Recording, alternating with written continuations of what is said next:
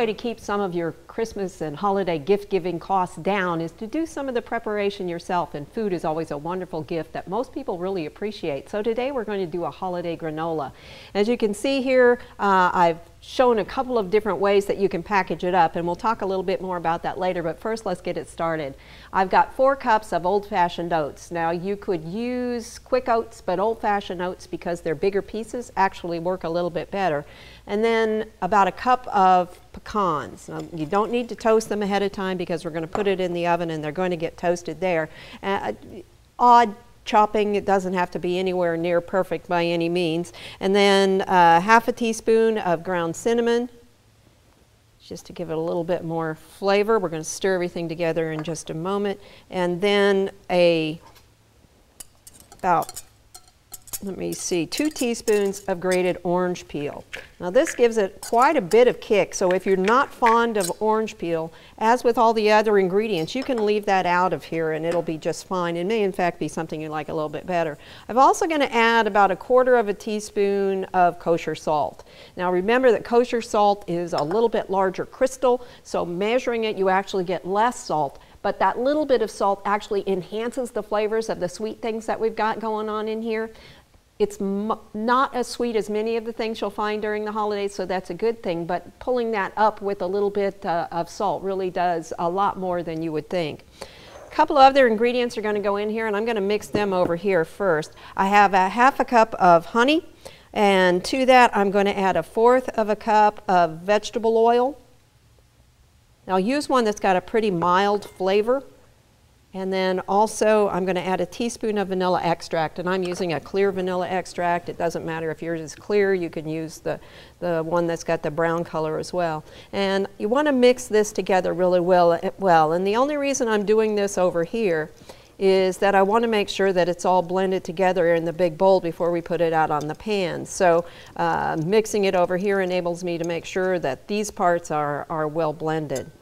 All right, this is just going to get poured over the ingredients that we have in the big bowl. And as always, when I do this kind of almost anything, I use a bowl that's much larger than's really required for the purpose, but I tend to stir vigorously, and so this enables me to keep most of it in the pan most of the time. Now this, simply you're going to stir it enough until you make sure that every piece is coated. Now how long, we're going to put this in a preheated 350-degree oven, and how long that needs to be in there is a little bit dependent on you because we want to have you cook it until it's toasted as much as you'd like. I like mine toasted a little more, so I'm probably going to go closer to 40 minutes.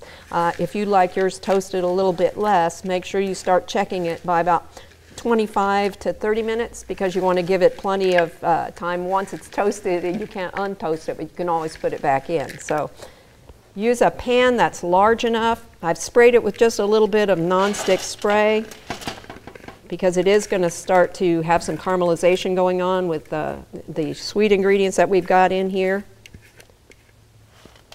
Spread that out so it's fairly thin, as thin as you can get it with the size of pan that you've got. And that will also help it toast more evenly. You're going to put it in, again, as I said, at 350 degrees, and it's going to stay in there somewhere between probably 30 and 40 minutes. It's going to be a little bit dependent on your oven, as well as how much you like it toasted. One of the things you need to do as this is cooking, this is after, around 25 minutes, and I think that's done enough for what I want to have happen. As it cooks every 10 minutes or so, you need to go over to your oven and give it a good stir so that the bits around the edges don't get too dark and the center gets too light.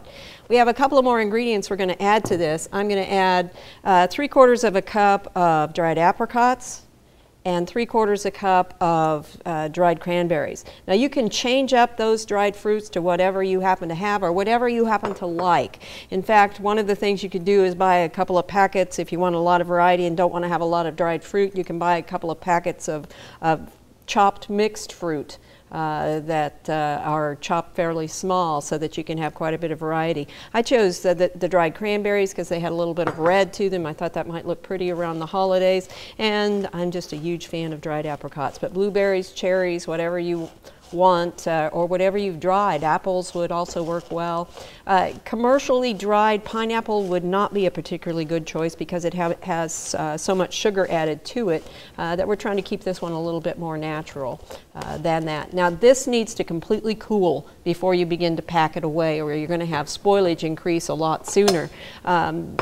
We've added a few spices. The prominent one in here is cinnamon. We've also added vanilla. Interestingly, since World War II, after World War II, the number of spices that people have in their kitchens has dramatically increased. Pre-World War II, it was about 10 seasonings. Now it's over 40 on average, so we have a lot more to choose from now, so be creative. This is how we're going to package it up. In the small containers, that's about ½ a cup, which is all you really need for a serving. It's concentrated with the oats and the dried fruit and the honey.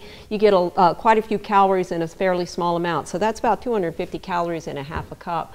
You can also bundle it up in bigger containers for a family.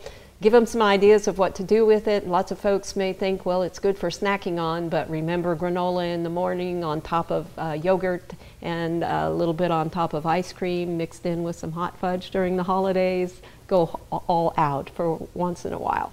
I hope you'll try this. It's holiday granola. For Oklahoma Gardening, I'm Barbara Brown.